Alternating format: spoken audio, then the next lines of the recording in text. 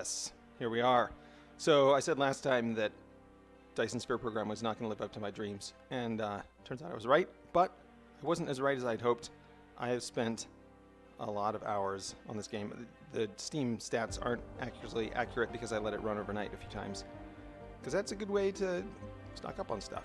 But I'm going to do today a little walkthrough of all of my saves and just kind of show you how I got to the end of the game, and maybe some lessons learned, maybe some lessons to pass on.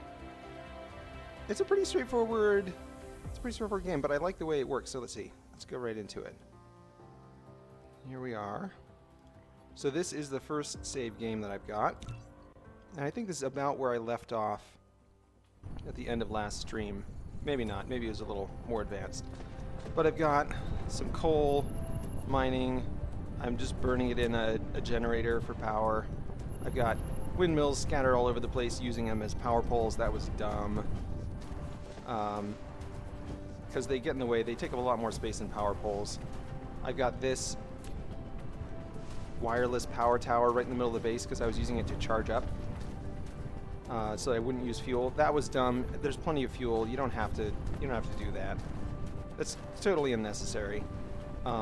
These two little foundries here, in fact, this whole setup, most of this setup remained until the end of the game. I did not alter this at all. These research things just stayed right there. This blue thing stayed right there. Both of these were my supplies the whole game. So I didn't really alter this much. This I tore down eventually, the refinery. And this stuff I depleted by the end of the game, we'll see that. But this is basically the whole base. I don't think I've unlocked space flight yet. Yeah. Sail mode. So I can't fly into space and show you anything. So this is it. This is my whole base. And what would I have done differently if I was doing things differently? This motor box stayed until the end of the game. So I don't know what I was thinking.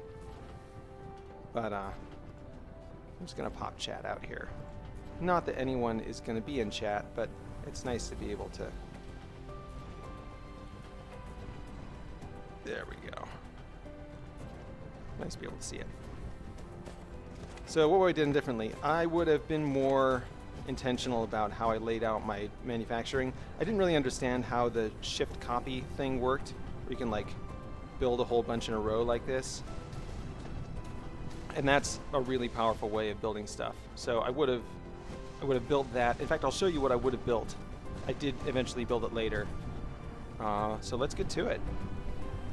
Water, I was just storing up water here because I was like, oh, maybe I'll need a ton of water at some point. No, I never did. Math is your friend. Just do math on stuff. I'm not sure why water pump. Oh, maybe mining efficiency increases your water production too.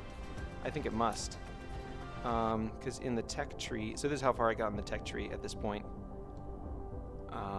Let's see, but then upgrades, veins utilization, 10% mining speed. That's got to affect water as well. I think it affects the water pumps because by the end of the game they were doing 70, I think, or so, 75 maybe. That's probably what it was. Interesting. I did not realize that happened. So that's cool too. So here it is. Let's go to the next one. So that was 6:30. Next is first try later. Load. Yes. Oh, hey. Hey, Davidos. Let's see. Can I tab over to this?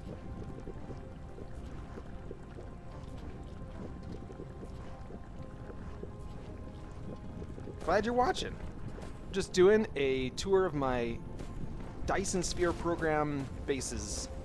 So this is expanded quite a bit, sprawled, one might say.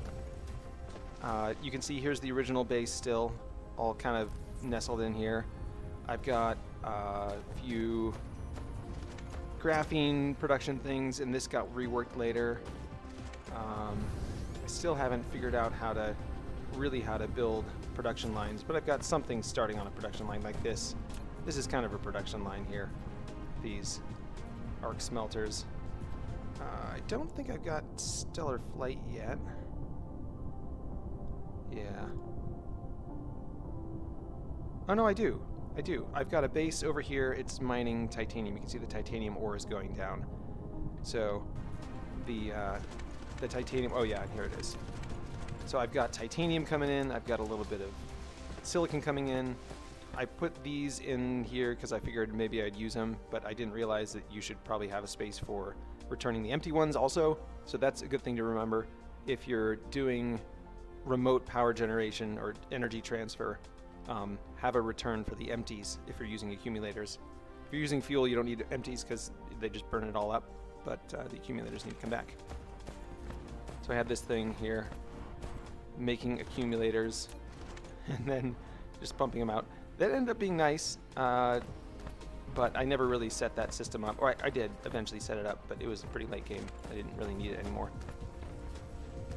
What else? So you can see this is still kind of sprawly. I've got stuff kind of growing in. If in the future I started building production lines out and then having the production come back in, so you'd have like this kind of, like this right here, where you've got a production line where the raw materials go out, the production comes back in, and now you've got this material resource that comes back into your base. So in the future, if I was going to do this again, which I might, we'll see, that would be the technique, is to build out and then back in, and then you can always expand it by just extending the production line outward. So that's the lesson from this point in the base. I've got all this nonsense all kind of packed in here. These guns, I never move these. The other thing is I would be more, since I didn't really know where the game was going, I didn't know what I would need and what I wouldn't need. Like for example, you can always smelt copper down into copper ingots. You don't need it for anything else. Iron, you do need iron ore because you can smelt it into both ingots and magnets. So, but I didn't know for sure if there was no need for copper ore in the future, so I just piped copper ore all over the place instead of smelting it into ingots at the source and then piping the ingots around. So I would have done that more. I would have done less of this crazy factory to factory production stuff. This also isn't the right ratio, but I figured that out later. So that is the base at this point. Oh, let's look at the Dyson sphere now that I've started building it. So this is just a bunch of swarms. And I think I've got, let's see, I've got guns here, and I think I've also got launchers, EM launchers on the other base. In fact, let's just go over there and take a look at it. Or no, we'll take a look at it later. We'll take a look at it at the end when there's something cool to look at. So let's go to the next one. So that was later, the first structure. Oh yes, this is where I start building structure points. And I never actually got to where I would be using 2 factories. I got like one and a half of these topped off. But at this point I only had 1 of these, and you need like 4, I think. Or two for each one of these. And my processor production never actually got up to snuff. It was always about half of what I needed. But that ended up being okay. It was plenty. So here I was storing up. This is a good idea to start storing up components, because I used these all up later, and then I had to build a bunch more factories to build more and faster. And then here is a little bit of building actual production lines. Again, I went back and reworked this a little bit later, and if I was going to do it again, I would build these much more nicely, because eventually these run out. You can see the production rate is going down. Well, it's a little hard to see, but 324 per second, 323 per second. So eventually it drops off until it's basically producing nothing, and then you put a little transport node there and build wells other places and shuttle them back, is the technique. So I would have done more of that, I think, as well. also at this point I've finally put in, have I? Have I put in production? Yes, I put in production of power poles. Wouldn't be the first thing I would manufacture, but it was handy to be able to get all these. And satellite substations, because they're a real pain to build by hand, so I automated it. It's very handy. So I would have done more of this earlier, I think, because building stuff by hand takes a lot of time and it's a lot of hassle, and being able to just grab a whole stack of stuff and lay down a whole production line is really great. It speeds things up a lot. I would have taken these out sooner. All these thermal power plants, they were just burning up coal, because I was like, well, what else am I going to do with the coal? Turns out I've got a Dyson sphere now. Did I put the receiver? I moved them before I saved the game, but at one point I put the receivers kind of in the middle of my base. But then I figured out if you put them on the poles and you've got one of these big shells, then it can see the shell from anywhere, and so it gets 100% uptime, which is nice. It means you're getting power all the time, and also it means that it is more efficient. So, still doing, hey, inventory capacity. Sweet. So still have only one launcher, but I'm still also not producing nearly enough stuff. Is this after I got my processor line going? Oh yeah, this is my janky in-between processor line. So this is how I was doing the processor line. I'm like, hey, I'm clever. I can put this one little smelter here and then like pipe it into these two things, and then pipe those things both into this one, and so that I've got the chips and the silicon semiconductors, and then they both go in the processor, and like it all balances out. Aren't I clever? But it turns out that this is really hard to build because you can't do templates. So that's one thing in Dyson Sphere program, there are no templates. The only thing you can do is lay down in a whole chain of stuff. So I eventually moved away from this because it was just too difficult to replicate and expand on. But this would be really cool if you could replicate and expand on, if you could use templates for it. Although it's still pretty messy. The distribution system's not nice. So eventually I figured that one out. This is more what I eventually moved to, as you will see. I've also started building, since I had all these accumulators, I started building this giant accumulator array. Mostly for the fun of it, because I don't really, well, I was running it near capacity for a while. And what's our Dyson sphere look like? I just started building this ring. These I ended up not really needing, maybe. I never expanded this ring into a shell, so probably that was a mistake, but I could always do it later. Alright, let's go to the next one. So that was later. No, that was structure. There we go. Structure overnight. So this is, I ran this thing overnight, and oh, and here's the base. No. Oh, this is a fire ice base. Alright, so here, we'll go to the star view here. So here is 000 is my starting planet. There's a fire ice outpost. I think this is my first, my first interstellar base. So this is basically just smelting out or separating out fire ice into graphene, shipping the graphene back home, and then burning up the hydrogen. And I had some problems with it backing up, so I built a bunch of storage units for the hydrogen so that it wouldn't back up. And then eventually I would need to come out and empty those or ship them back home or do something with it, but at this point I was just storing it. If I had a lot of power, which actually I did have a lot of power here. Could have, yeah. So this base, you can see I built a little factory for building solar panels. It's not running right now because I need to stock it with some iron ingots. But then I built a equatorial ring of solar panels around the entire planet. You can see this goes all the way around the whole thing. And that was fun. Because I kept running into problems of, initially, I was running this base just off of the hydrogen combustion. So I'd combust hydrogen and use that. But it turns out that eventually it either is producing so much power that it doesn't need all the hydrogen, and so the hydrogen backs up, and then the machine stops, and then it stops needing power, and so then it stops producing graphene because it's a byproduct. So I'm burning the hydrogen, but eventually the graphene stops coming in because the hydrogen is backed up. Or the other way is it runs out of power because it's not producing enough hydrogen, and so then it slows down production, which produces even less hydrogen, and it grinds to a halt. So you need some independent power source to get it going. I could have put some EM launchers here and shipped in stuff, but I didn't want to do that. The other thing that was here is fractal silicon, and so I was manufacturing these crystal silicons here as well. And yeah, and then over here is the crystal silicon factory. Let's see, get over there a little faster. No, not a little faster. Okay.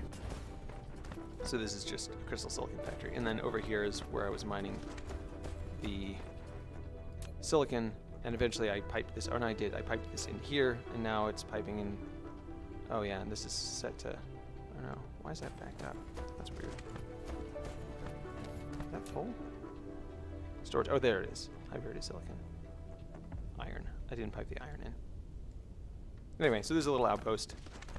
Building those solar panels. I built the factory and everything here because I didn't have enough resources, so I just built a factory here, and then these are all locally manufactured solar panels for what it's worth. It was probably dumb. I probably should have just gone back to the base and set up a manufacturing thing, and then over at Fire Ice Giant, I'm not gonna, you can't see it. Anyway, it's got Fire Ice there at a gas giant, and so I set up 3, I think, mining rigs, orbital mining rigs, and those will produce Fire Ice indefinitely. But it never runs out, so that's really nice because you can just keep producing graphene and hydrogen forever. All right, let's load the next one. That was structure overnight. Late game. All right, so this is pretty close to the end of the game. This is basically the end of the game. So I've gotten unlocked most things. Still working on stress systems, and I haven't done the mission completed yet. But I've got these all queued up. I'm producing antimatter. I haven't set up this to start manufacturing the universe matrices yet. But I've got a whole bunch more launchers. I've got 2 structure tiny rocket assembling, or small carrier rocket assemblers. I've got a whole bunch of these logistics stations everywhere. Another cool trick I learned that I would have used a lot more is that if you go to map view, you can look at on the planet, any of these logistics stations, and you can select stuff out of here. You can, pull out antimatter or whatever it is. So if there's something that you need a lot of, put it in a logistics station, and then you can pull it out from anywhere on the planet. It's really handy. So like you run out of fuel. Oh, actually, there's any fuel there. Whatever. There we go. Now I got some fuel.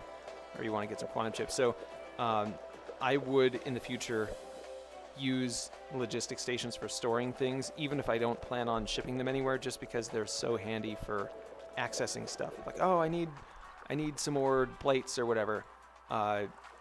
Then you can just, click on the thing, get the thing out that you need, and you're all set. So logistics stations are awesome that way. Let's see, what else did I do? What other fun things? Here's some production line stuff. So I started producing production lines. The big production line is the processor line.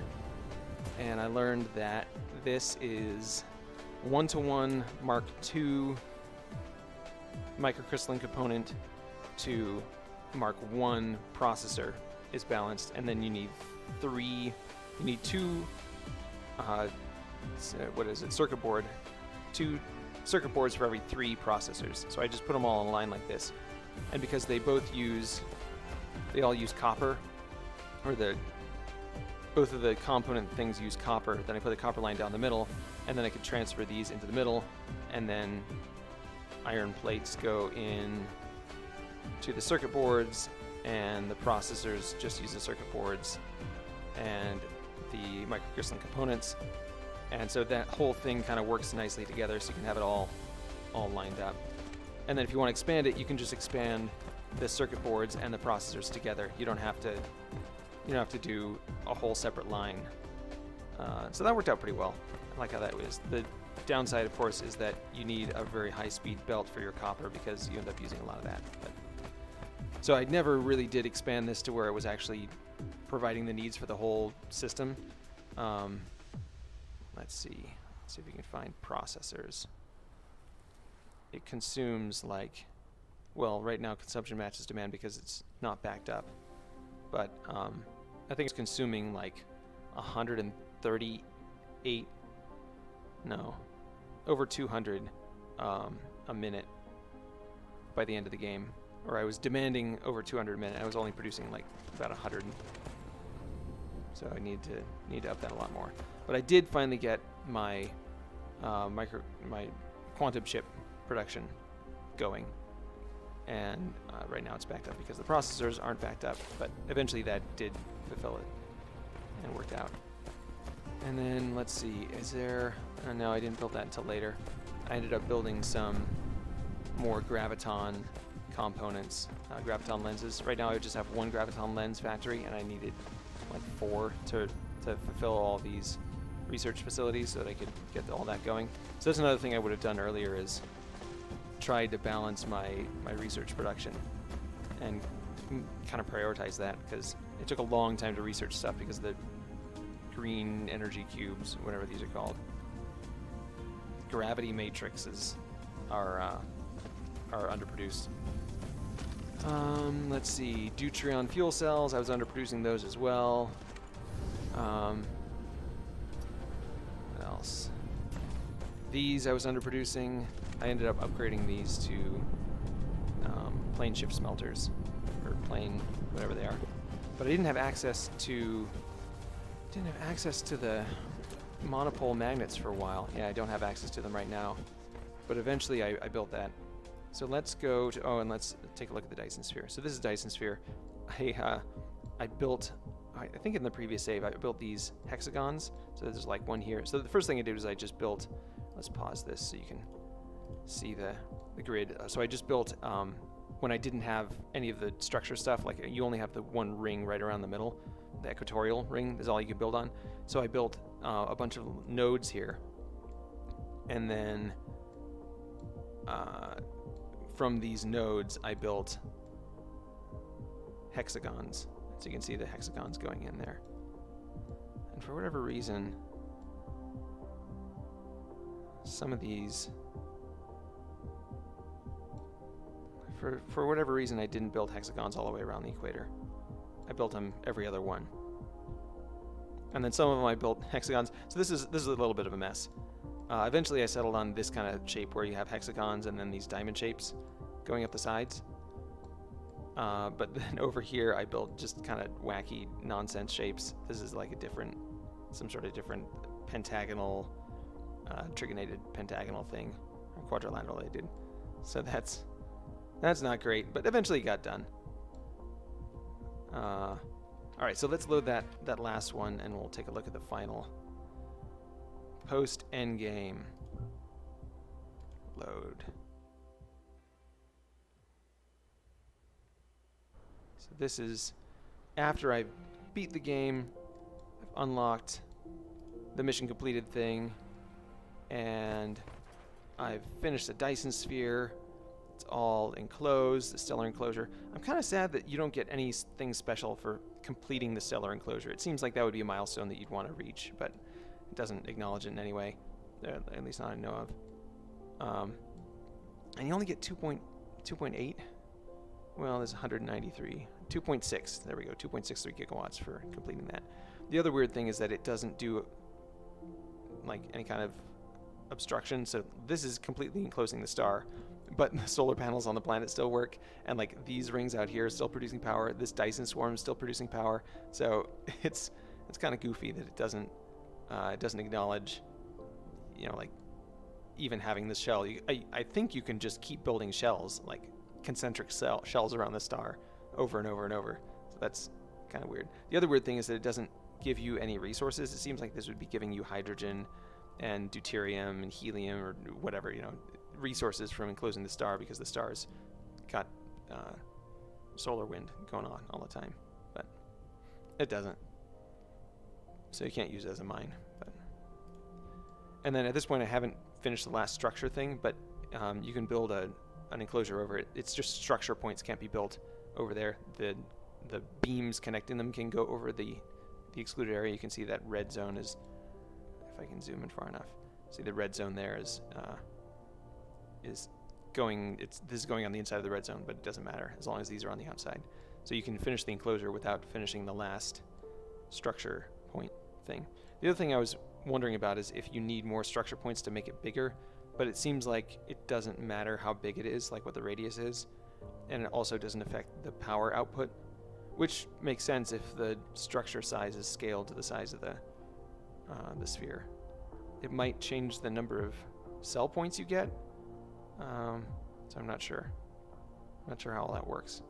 The other thing is you can fly right through it, and it doesn't stop you. Let's go take a look, and then we'll reload the game and go and look around the base. It's so pretty. I love how pretty this is.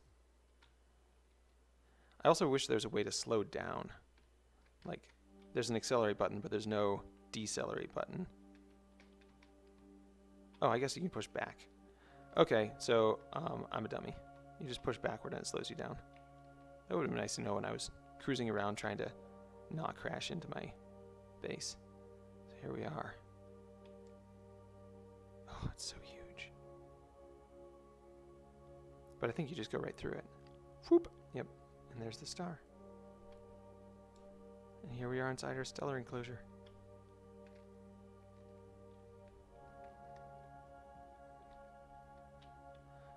I also think it would be cool to have a way to land on these pylons and structures and things. Maybe even build stuff on them.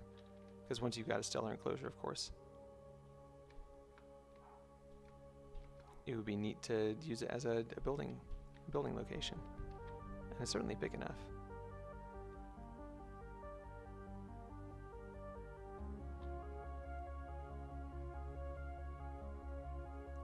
You could build factories or stuff on here, or have extractors for extracting resources, extracting at least. Oh yeah, there it is. Yeah, it's huge. Huge buildable area. That'd be awesome. All right, let's reload this and let's see. Post end game, load game.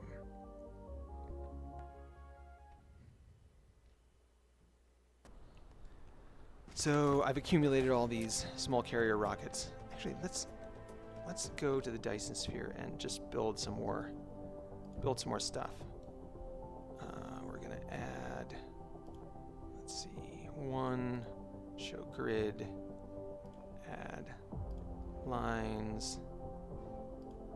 I think we can just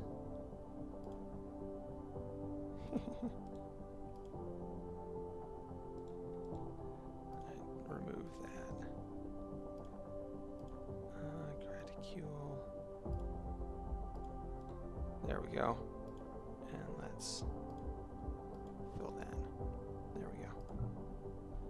So I think the Dyson swarm will start to accrete. Yeah, 4, 5. And we should also start seeing launches from the home world. There they are. 6 structure launches.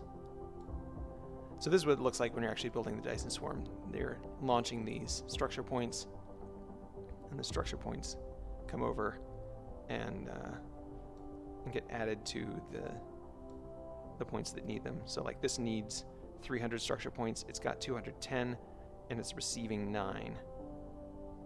So there's a few going in there. Those have been instantiated. 200 points each, yeah.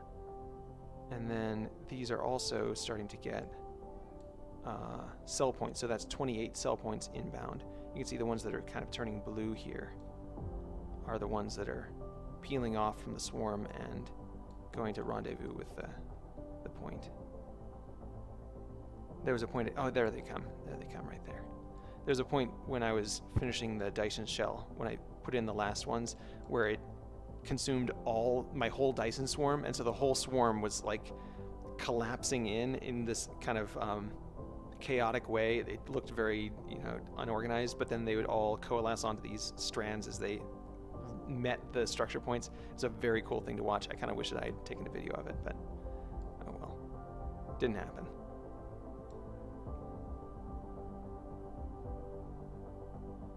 It's fun to watch. I like watching it. So there you can see as these structures get added to, it's building this girder. So building the girder upward here. And then you can see the, can you see the structure? They're coming in a little at a time. There you can see these strands here coming in to add to these points. And once these get up to 30, then they're an established structure point, and then they can start receiving cell points. So right now there's 0 coming in, but as soon as this gets up to 30, then the cell points will start accumulating. So anyway, we'll come back and check on this.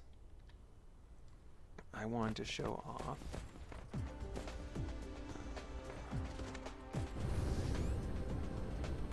here's my giant research facility, and here is, okay, so here's the final technique that I landed at, where you have resources going out, getting manufactured into something, and then coming back in. Here it goes out because it's going over here, but like here you've got resources come in here, then the final product goes out this way, gets collected here, goes out that way. So that works really well. And this system I like a lot because you can do things like gears and motors both need iron ingots, and motors also need gears, and so you can put these production lines side by side, and that way you don't have to have a whole bunch of lines running all over the place.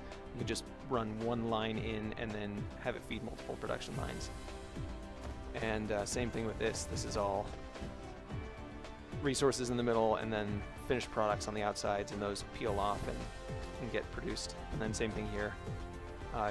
Resources going out, resources going out, and then finished product coming back in. So this is the way, and then if I needed more of these, I could just, well, I could erase that thing and then just continue this line outward and have an expandable production line. So in the future, if I was going to start over and start again, I would do more of that. I also made this line I was pretty happy about, which has got, 5 different product lines, and then they are producing all 4 of these types of products. The assembly machines, the miners, storage units, and smelters. And those are really, really handy for having on hand. So I just have like a few stacks on hand at all times so I can top up. And then I've always got a full stack in my inventory. So if I need them, I can just build them. I don't have to make them anymore. So I would have done this much earlier in the game if I was going to start over, because it is so nice to be able to just build that stuff. And then leave plenty of room for factory stuff in the middle, but all the production lines would go out and come back in. So I'd have a core, production lines going out and coming back in, and then a bunch of these logistics stations. I really wish that you could upgrade a planetary logistics station into a interstellar, because it would be really nice when you get to the point of, oh, I've got this hooked up, but I need 2 more lines, or because these have 5 and the other ones only have 2, or I want to start bringing in stuff from off-world. Currently, you have to tear down the interstellar and build a new, or tear down the planetary and build an interstellar one, and it'd be nice to be able to just upgrade it, but I think they don't do that because you can put the planetaries closer together, closer than the interstellar ones, so that's probably why they don't let you upgrade them. I also turned off a lot of these launchers because I didn't need so much Dyson swarm anymore. Let's see. What else was interesting about this? Oh, so here's where I ended up with my oil factory. So you can see I had the production lines with products in the middle, resources on the outside, and then this logistics station that is collecting stuff from all over. So I've got, I think, 2 different ones. Yeah, there's one here that's got 3 oil wells. I've got this one here that's got 4 oil wells all coming into it. And so then those all get accumulated over here. And eventually, if I ever got that far, I would start needing to bring in stuff from off-world, and so then I would turn this into an interstellar port, or maybe I'd just add another interstellar port that just does receiving, and then it would transfer them to this one. I don't know. Actually, that would make a lot of sense. Yeah, just add a new interstellar port just somewhere, and just have it receive oil, and not have it interact with anything on the ground. It just seems, I don't know, it seems kind of like a waste of an interstellar port, but whatever. And so that's how I would do it in the future. I'd also be more eager to tear stuff down or rebuild it. This stuff, as I noted, never actually got changed. So there's those plane smelter factories that got upgraded because I needed more stuff. I've got a interstellar port here that's just bringing in sulfuric acid. So let's look at the bases. Let's see, how's this doing? Yeah, there you go. So now we've got structure points coming into all of these, all 4 of these points, and starting to get built out. Let's look at our outpost. So this is the primary outpost. I never built anything on the second world. I wonder what orbital resonance 1 to 4 means. I think that means that the planet rotates 4 times for every time it goes around the star or something. I'm not sure. I'm not sure what it means, but orbital resonance 1 to 4, or 1 to 4. Seems kind of odd. I never built anything here. It didn't really have anything I needed. Copper and iron and stuff were all freely available here on Planet Lava. We've got 2 million of each. I've almost totally exhausted the silicon ore. I've still got plenty of titanium though. So I built a base here early in the game to get titanium and silicon, and that was really handy to have. This planet I never exploited. It would have been smart if I had been thinking to build all my stuff here because it doesn't have any oceans, and so it's 100% buildable, constructible area, which is great because then you don't have to worry about terraforming stuff. So if I'd been thinking and planning ahead, I would have built all my manufacturing stuff here instead of on my home planet. But oh well. Then I've got several bases. This one is on a... Can we view it? Yeah, we can. This has got optical diffraction, optical grading crystals. And so I built a base there. And that doesn't have anything. So those are really nice. I like having those for building, what are they? Particle containers or something? Or, oh no, the optical gratings. Fire Ice Giant we already went over. Difta has a lot of cool stuff, but this one I was using to get spin-form stalagmites. And that was also very nice. Oceanic jungle. Not a good place to build because there's a lot of jungle. It's only like, what's construction area? It was only like 60% construction area, I think, but that's okay. So I built a spin-form stalagmite crystal stuff there, and then I converted them directly into Bucky tubes, into nanotubes, carbon nanotubes, and then shipped the nanotubes back. So that was my nanotube production. Really nice to have nanotube production off-site, so I don't have to worry about it. Just have it run. This is the one with the sulfur oceans, sulfuric acid, and then way over here at the neutron star were the unipolar magnets. So I've got my unipolar magnet factory here. Can't see it, and it's too far away to fly. It's 30 light years, which is outside my range for hyperspace, so you had to stop in the middle and start over. But you can see there's a bunch of ships going back and forth, ferrying unipolar magnets back. Because unipolar magnets are great for...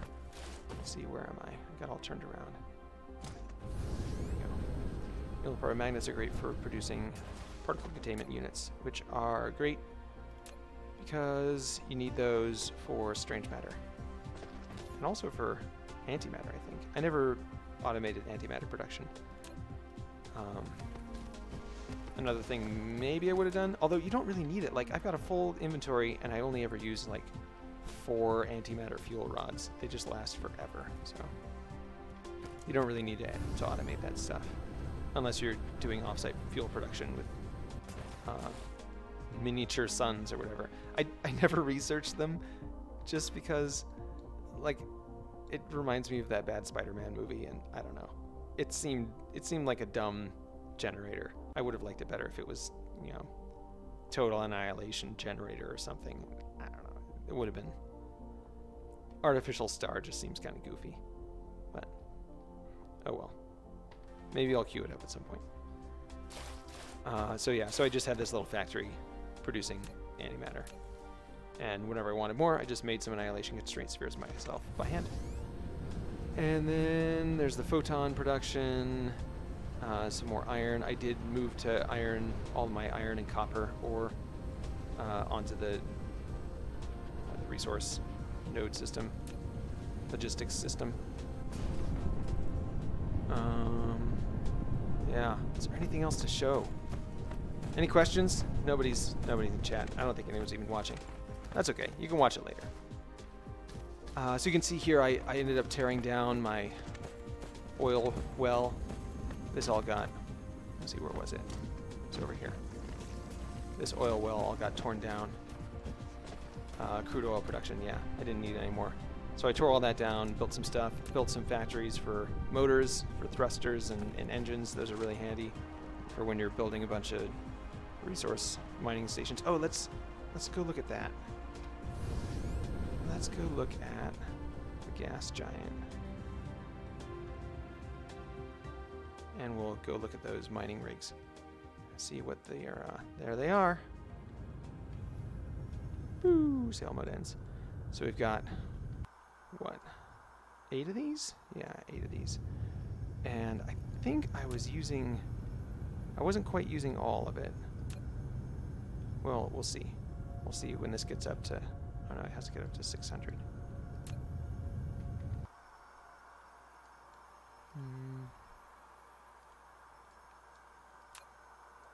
Nope. I guess maybe I was using all the deuterium. 5, 4, 62. Is there any over 600? 501, 499. No. Yeah, so maybe I was using all the deuterium, but maybe I'd have to build some more of those at some point. But these are great because they just produce forever. They don't ever run out, and it's just based on this production rate. It'd be interesting to go exploring and find a gas giant that produces more, but having it local here is just so handy because it's just right there. You don't have to go far at all. Oh, that's cool. There it goes.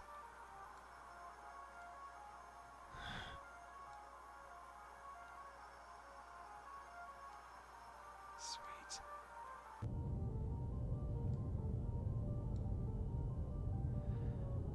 So that is Dyson Sphere program. I wish there was some sort of, well, I talked about it. I wish there was some sort of way for it to acknowledge that you've completely enclosed the star. So like planets don't receive sunlight anymore, you don't get, solar panels don't work anymore, that kind of thing. Probably they're planning on doing that in the future. And I talked about what I would do differently for, let's get out of the map here. In the future for actually building a better base that wasn't all goofy and crazy. I didn't nearly use up all the surface on my home world.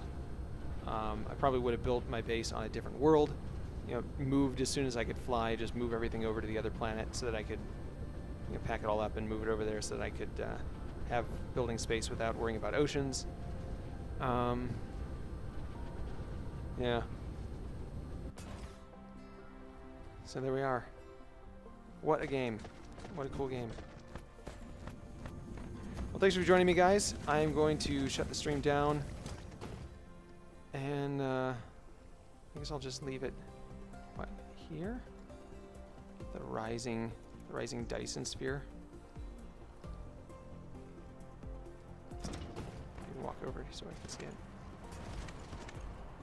Seems like it shouldn't be dawn anymore. Why is there still dawn? There's a stellar enclosure around that star. I guess it's not 100% enclosure. Maybe that's why it's so low. Oh, see, I was wondering. Only 2.8 gigawatts is not a lot for totally enclosing a star, but maybe it's essentially transparent. and it just like captures a tiny percentage of the light. It looks like it's capturing all the light, but maybe it doesn't actually. And obviously, it doesn't actually capture all the light. So that's the lore of the game, maybe. Oh, there's that panel, Dyson panel.